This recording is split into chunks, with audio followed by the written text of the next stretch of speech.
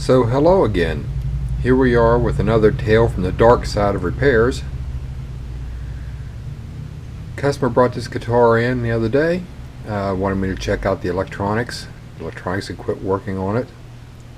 Then she also asked me if I could take a look at the action because she had just had it set up by a local music store. So let's take a look.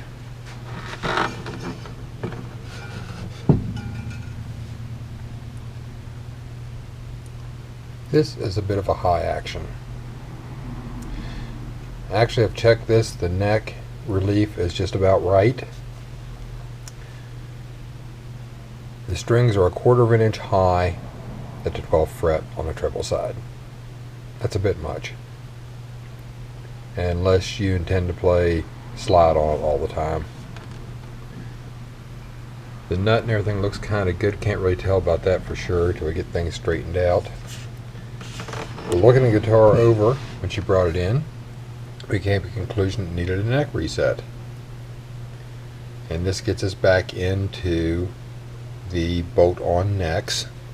This is a DC-16 Martin. So it does have a bolt in the neck. I just did one of these earlier this week.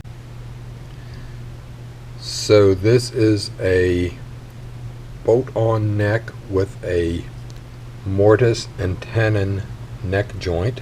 It doesn't have a dovetail and it doesn't have the bolt-on butt joint. So what we're going to have to do to this guitar is treat it as one with a dovetail, except with a very narrow dovetail. I've already got the specs from doing the one from earlier this week. We're going to have to pull this fret.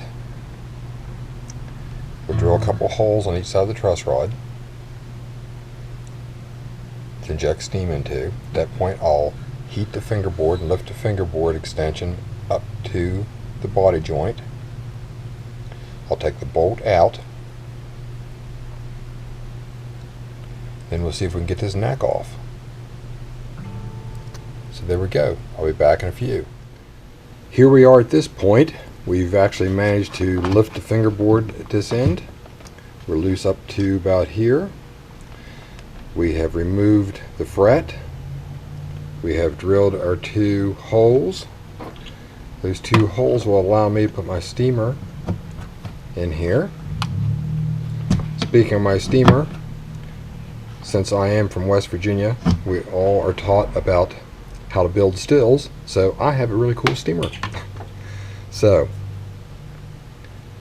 I'm going to steam this neck off. That'll only take a few minutes. I've got everything heating up at this point. I'm not going to show you while I'm doing that because I have to have both hands free. I need to be concentrating on what I'm doing.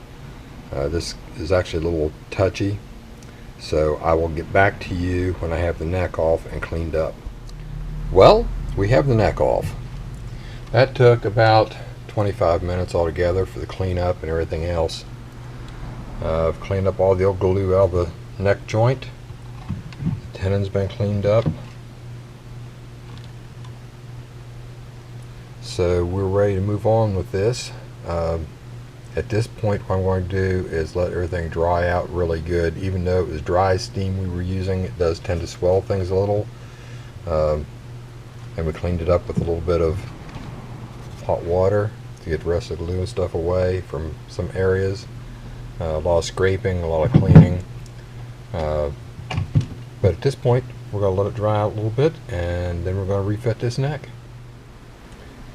Here we are with a final look at our Martin DC-16 repair. We managed to get the neck reset, got the action set properly. We had to replace the bridge saddle because it had been cut too low during the previous repair attempt. I did replace 3 frets, and I shimmed the nut on the bass side about 10 thousandths and recut it. The nut had been cut a little bit low on the bass side, so that allowed us to salvage the original nut and save her a little bit of money. The rest of the nut was okay, it just needed to be raised a little. So we took care of that. This guitar has seen a lot of outdoor fairs and festival type of work. I'm sure she's anxious to get it back, although I've only had it a couple weeks. You know, when you're without your main instrument, it can be like missing a kid. So I will be calling her and giving her a heads up. She can come get it. And that will be that. So here we have another successful repair.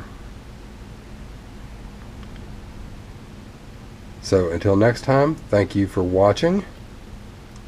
Be nice to each other. And have a good day. Later.